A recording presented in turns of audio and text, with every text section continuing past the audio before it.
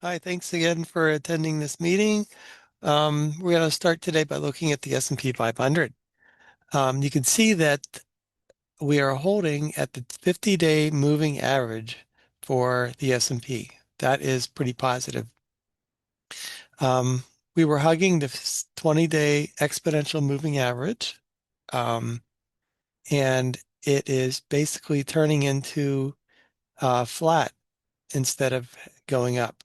So that's just a little bit of caution that and also, when we look at the S&P, um, SPY, you can see that still in this uptrend, this predominant blue line uptrend with the trend lines. We're right in the middle of the trend lines right now. But you can see that we're also developing a trend line down too. So we are approaching the middle, um, the summer months, which are typically not that great seasonality wise. So we have to keep that in mind. Let's look at our seasonality charts. You can see the average stock market returns in June is 0%. So, and look at this, August, September are traditionally not that great months. The great thing about July is we have earnings reports um, starting to come out again. The banks are starting pretty soon.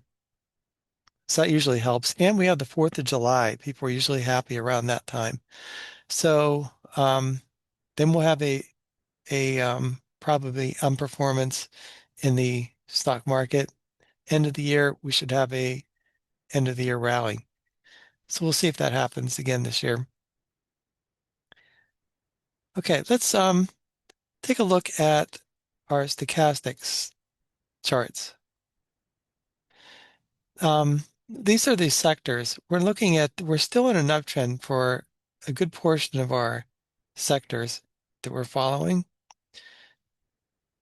You can see that the gold sector is going down, and the XLC communications sector is kind of going sideways. Um, let's look at some more things that pop out at us. You can see energy is kind of in a downtrend right now. And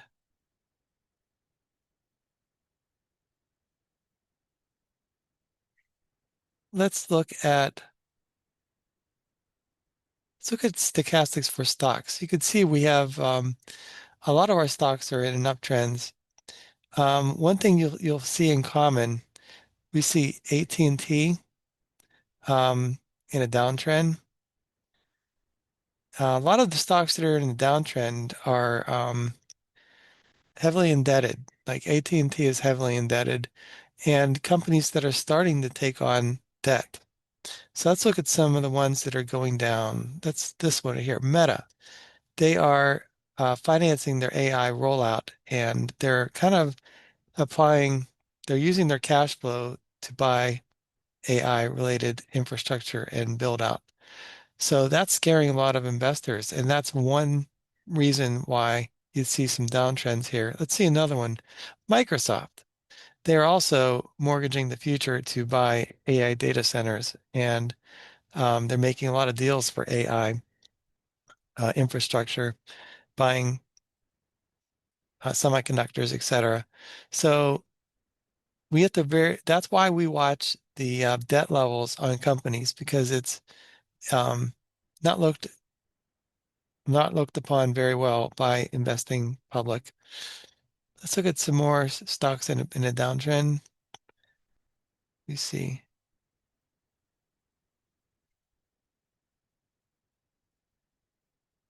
here's another one.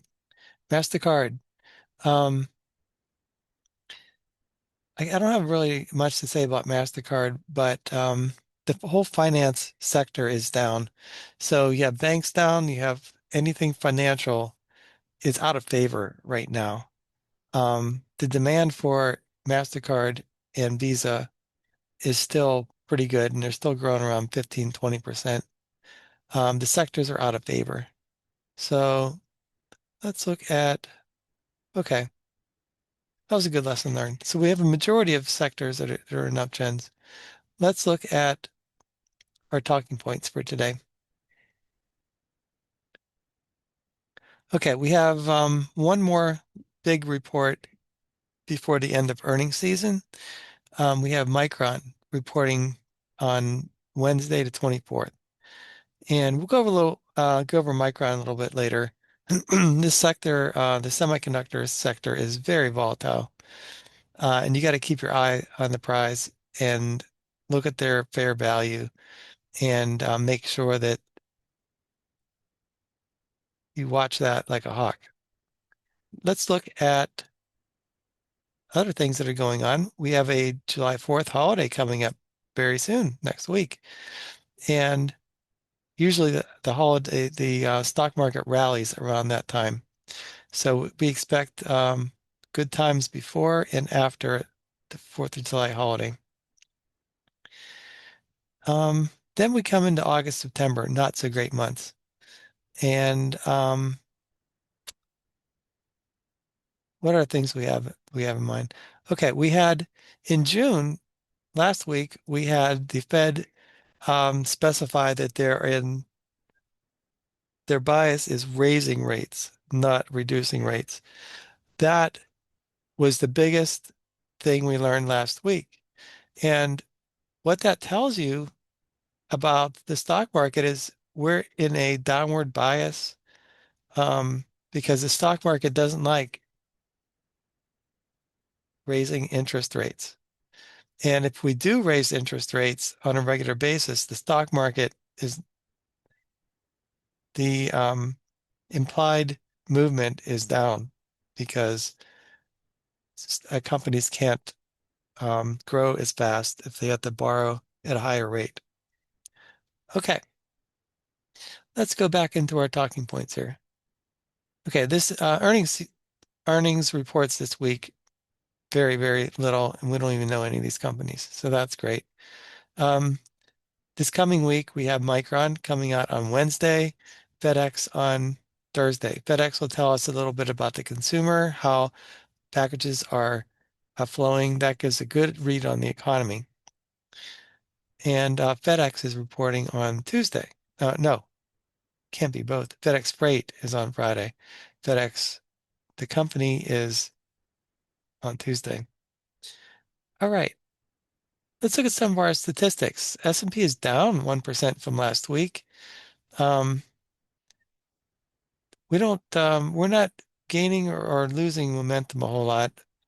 Um, we have the 10-year down 2.4%, and the short range oscillator is overbought right now.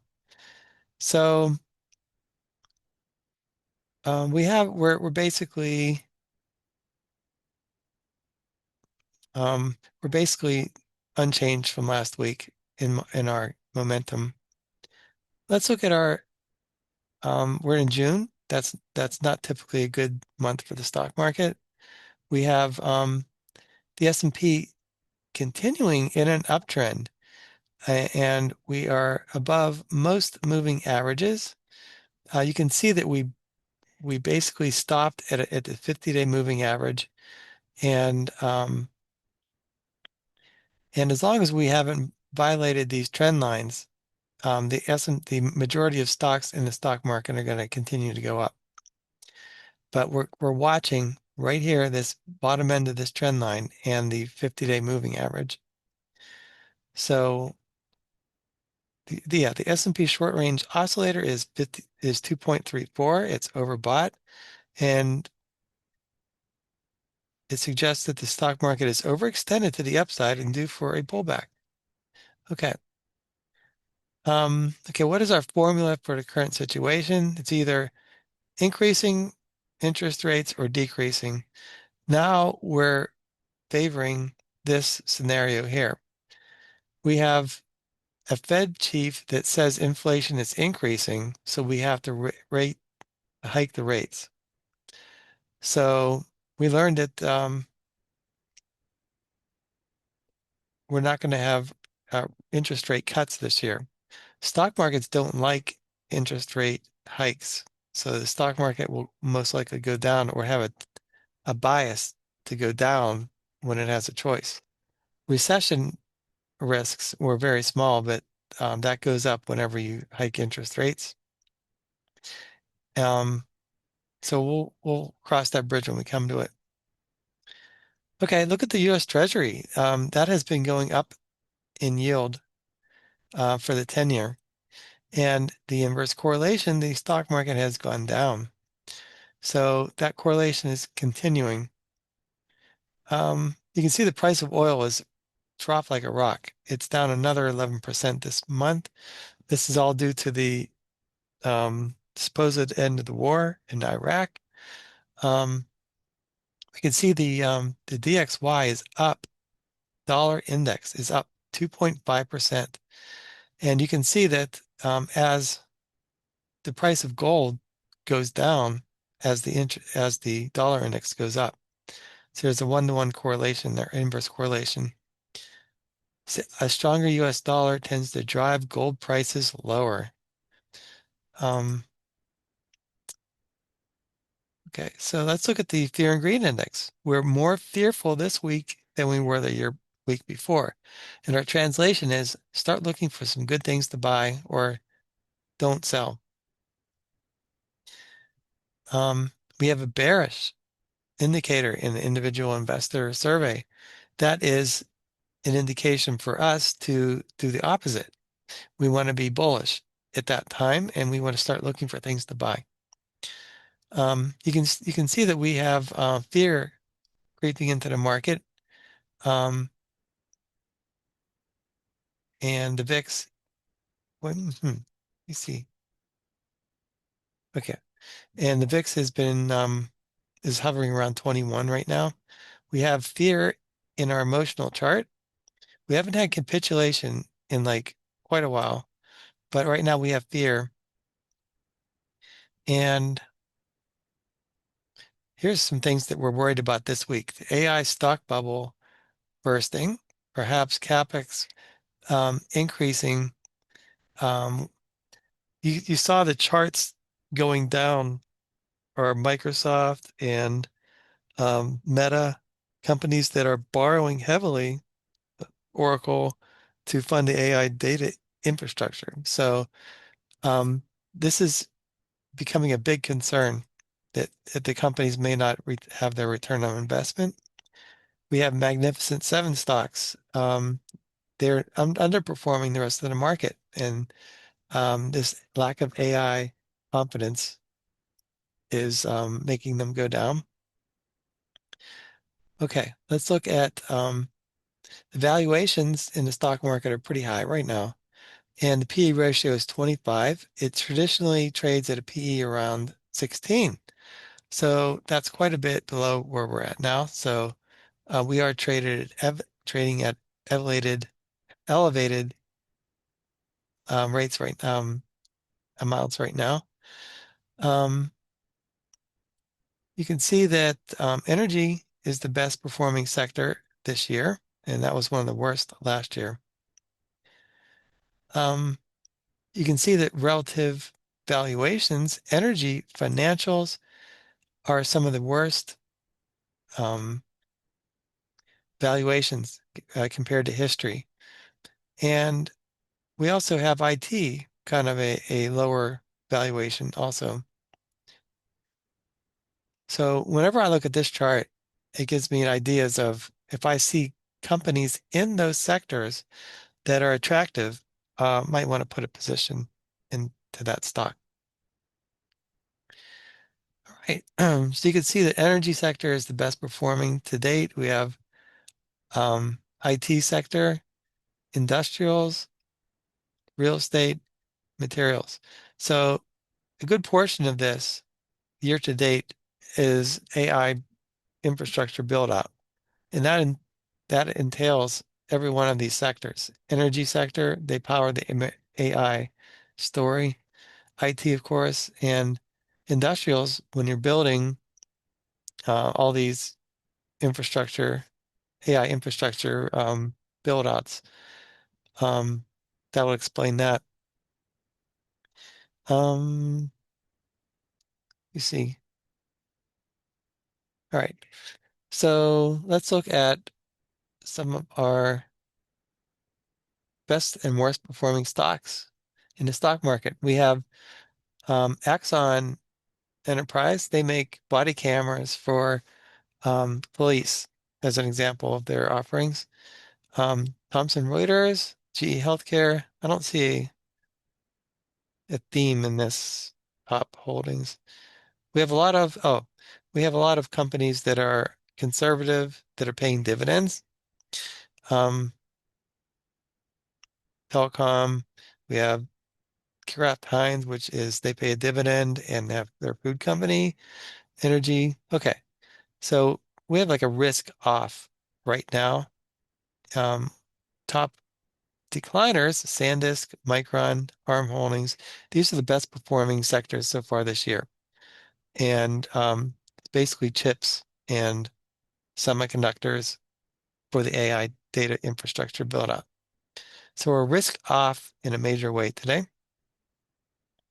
Let's look at the sectors going up and down. And that should follow the 10-year. The 10-year has been going down recently. So we expect when we look at our cheat sheet, when the 10 years, okay, 10-year yields going up, 10 years going down. When the treasury yields falls, it signals lower interest rates, which benefits sectors with high debt. So we should see companies, well, this is an outsized day with a lot of the semiconductors, AI stocks going down. But let's look at some of the stocks that are going up. These are consumer staples, regional banking, healthcare, real estate. Okay, basically we have a risk-off day today where people are buying stocks with high dividends that are steady eddy, that are going to be doing good in good times and bad times. So we have healthcare companies that are pretty conservative in nature. Okay, so that explains, that was a good exercise. Let's look at our risk on versus risk off. Today, we're actually risk off. We have energy, utilities, healthcare, defensive companies that are doing good, and tech stocks, financials, et cetera, are going down. So let's look at a stock screen for this week. We can see that we have a lot of banks that are basically on sale right now, and JP Morgan is one of them. We JP Morgan usually trades for a premium. Right now it's trading at it's like 65% overvalued. But you can see other banks that are trading below one peg ratio.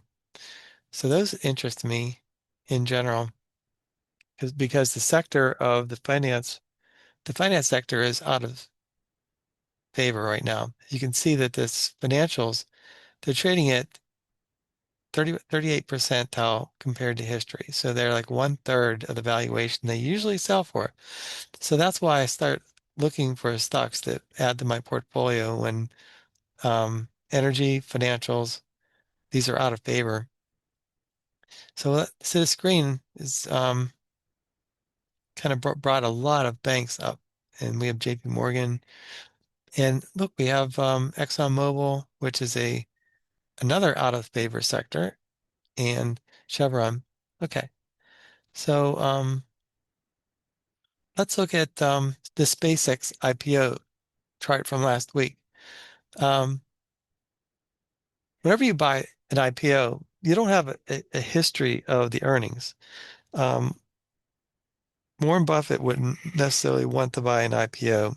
He likes to see many years, a track record of consistent earnings over time. So what happened with the SpaceX IPO, just like we were saying last week, there's IPO excitement. Early buyers push price up. Retail buys at the top. That's what happened last week. Fear of missing out kicks in, valuation stretched. Retail sells at the bottom, panic, capitulation, locked in the losses. Now, we're going to probably go through a sideways period right now. It's kind of boring action. And then you have institutions entering, and then the stock goes up. So don't get caught into these IPO traps where you're one of these guys buying at the top and selling at the bottom. Just keep that in mind. SpaceX actually did crash from from the early IPO, beginning the first day. We're back to the first day below that right now. Okay, here's a story. Alphabet to replace Verizon and Dow Jones reshuffle. Shares rise. Um, so that's whenever a stock is added to a index, you have to, these are people at the Dow Jones that are pretty smart. And a company has to have pretty good prospects if they're going to hold a stock in their index for an extended period of time. So this is basically a application for Google. They wanted to get more exposure to areas such as artificial intelligence and cloud computing, healthcare technology, and digital advertising. And they saw that Verizon, um, they said it's aimed at better reflecting growing areas of the U.S. economy. So they had a portion of the Dow Jones attributed to communication. So instead of having Verizon, they put in um, Google. So that was good to know that whenever an index or a um, hedge fund or some entity buys a stock that you're following, that is a good thumbs up that you have some smart people thinking like you. Okay, so I want to review just quickly some of our theories here. Number one, when we look at these charts, we draw trend lines. We draw a line at the top, at the bottom of a stock chart. Usually it follows those trend lines. And if it ever breaks those trend lines, then we can't trust that chart anymore. But we usually like to buy whenever the stock is down at the bottom of the trend line and the stochastics or slow stochastics are at a low, such as under 20. And whenever it goes up to the top of the chart, it's usually a sell whenever we have an overbought nature. That's why I say we're overbought or under or oversold. So we're overbought whenever we're at the top end, usually of a chart, and oversold whenever the stochastics are lower. Um, it doesn't always work perfectly. Sometimes it breaks out of this range and it steps a new channel. But usually this is pretty reliable. In stock market crashes and everything is going down, you can just throw these charts out the window because no one looks at them and they're just trying to get out of their position. Okay. Um, okay, so we have to wait for a stock to be oversold to buy it, and then wait for the stock market to be fear, like it is now, or extreme fear, and that's a good time to start buying. What makes a good growth stock for buy and hold? We like to see annual earnings estimates go up in a straight line, usually like 10% up every year, the annual earnings estimates. Um, we like to see high free cash flow. A PEG ratio is less than or equal to 1. Return on equity less than 10, then the company has a competitive edge and possibly paying a dividend. Those are our criteria. And um, we also like to follow some of the smartest people in the world, like hedge funds or mutual funds. A lot of times they have really good ideas and they can talk to managers that we don't have that access. Um, okay, this is something to keep in mind. Um, whenever the stock market goes down a lot, you have to ask, is the market event causing the crash affecting your position in a 1 to 10 year time frame? Usually not.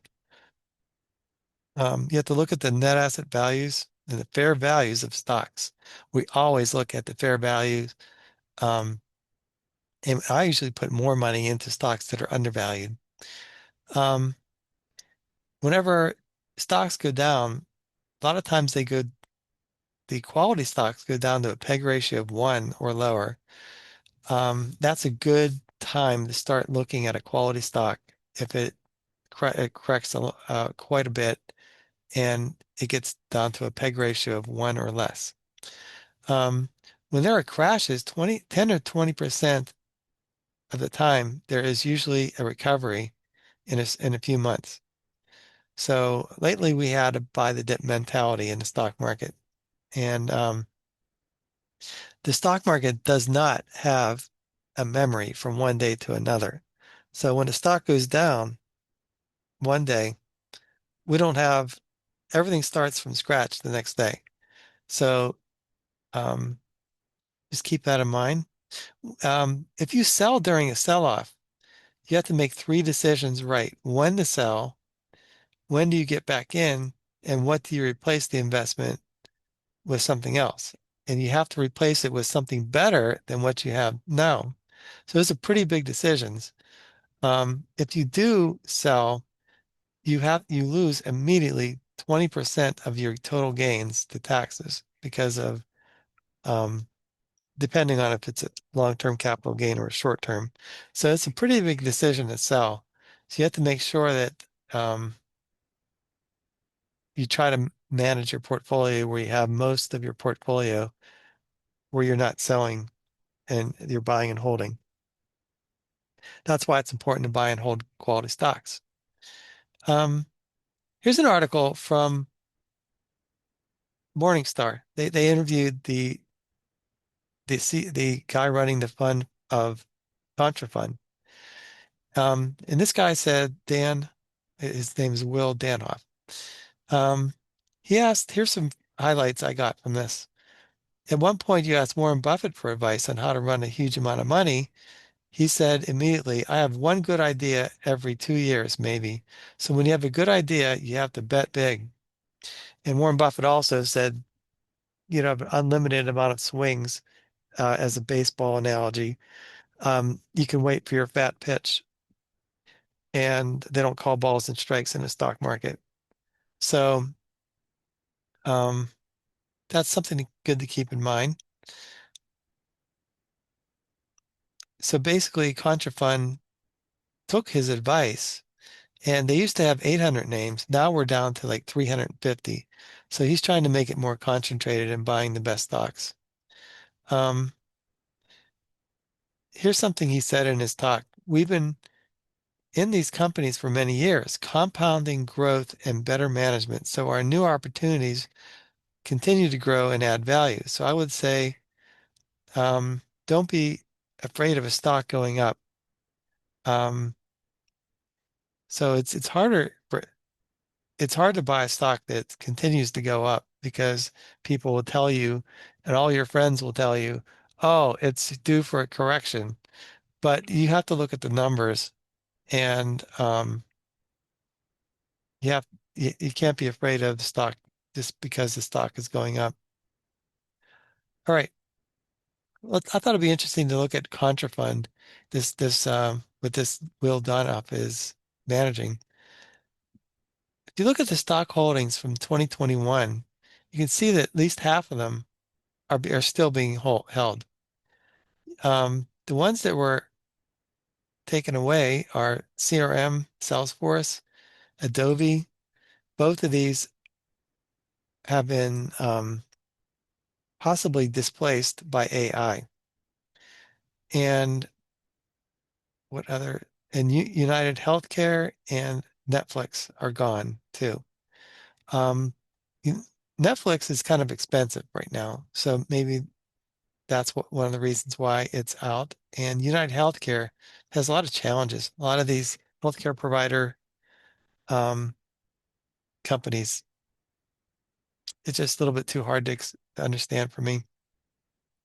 Let's look at the top holdings currently in Contrafund. NVIDIA, 10%.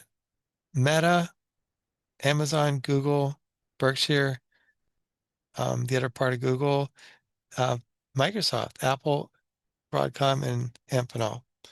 All right, so those are good things to keep in mind, the stocks to keep in mind whenever the stock market is selling off. You want to try to get some of the stocks that are being held by these mutual funds for years. Um, okay, let's look at this little chart from Brian Verdoli. He said basically the historical performance of the S&P during bull and bear markets. You can see that there's more upside in the bull market than there is downside in the bear market. So a lot of individual investors focus on trying to not lose money when you should be focusing on investing for the future. And so you can see this bull market instead. Okay, so we had a story here, Micron to report third quarter earnings mid sky high demand from data centers. So all the news feeds are positive for AI demand for memory. And so we have a situation where the AI infrastructure build out, the hyperscalers such as Meta, Google, and I know Google and Microsoft, Oracle, they're spending very heavily. And there's a switch right now from those companies being in favor to whoever they're giving their money to. So I think it's um, so the spenders, the ones that are spending a lot of money are going down, like Microsoft, Google, and Facebook or Meta. And so what we're seeing right now is companies that are um, providing the picks and shovels for this spend, they're getting rewarded. So Micron went down 13% yesterday. So I thought it'd be interesting to take a look at that right now and compare it to what we've seen before.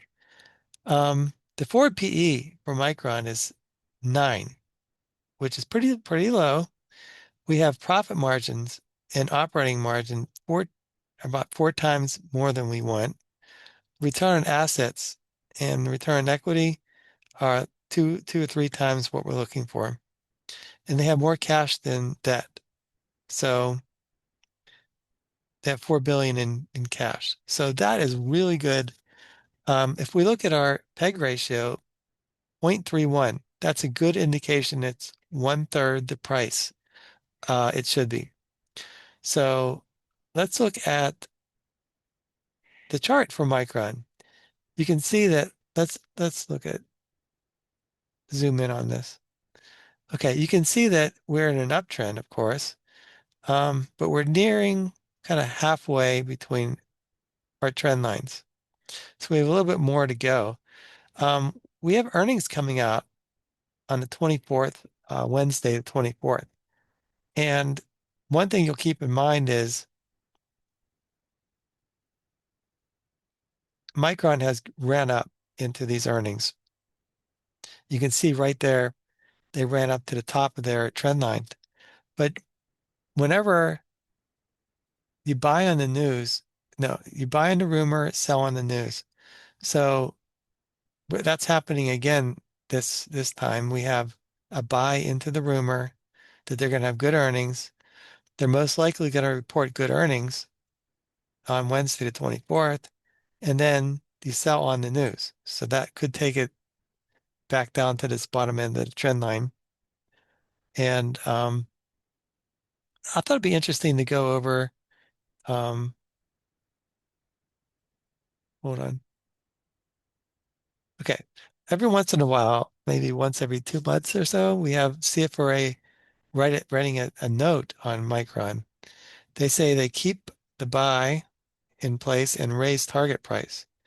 So we raise our 12-month target price to $1,300 from 900. Um, there should be favorable pricing environment across all end markets as memory availability is constrained. So it's okay. People are thinking that the stock is going to be a cyclical company, and it seems like they're having a lot of contracts with companies that for multi-year um, supply of this memory. So let's look at what CFRA says about it. They said our buy rating reflects a view of valuation and belief that the memory space is to grow through 27. We see a structural shift where memory becomes a strategic AI enabler through HP high bandwidth memory, leading to durable upcycle. The high bandwidth memory total addressable market is projected to grow from 35 billion in 25 to 100 billion in 28, a 40% compound annual growth rate. They have competitive agreements for its entire 2026 high bandwidth memory supply, including exceptional revenue visibility. Strategic consumer agreements could reduce revenue volatility by 30 to 40%. Okay, that's their thesis. I love reading that. Let's look at the fair value. It's up another, what, $300 compared to last week. So its fair value is $3,336 according to CFRA. That's 3 times what it's trading at now. What you get with this company is a very volatile sector in general. It went down 13% yesterday. So it's not for the faint of heart. You have to be, you have to have this fair value calculation in the back of your mind as you own that stock. And we'll keep checking on this every now and then just to make sure that the thesis is still intact. An interesting dichotomy to this is Morningstar thinks that they are a cyclical company, and eventually the price of memory will go down with overproduction. They say a fair value estimate of basically half of where it's at now. They think it's 60% overvalued. So keep that in mind because they could be right also. Um, okay. I think that's all I had to say for today. Hope you have a good investing week coming up, and I'll see you next time.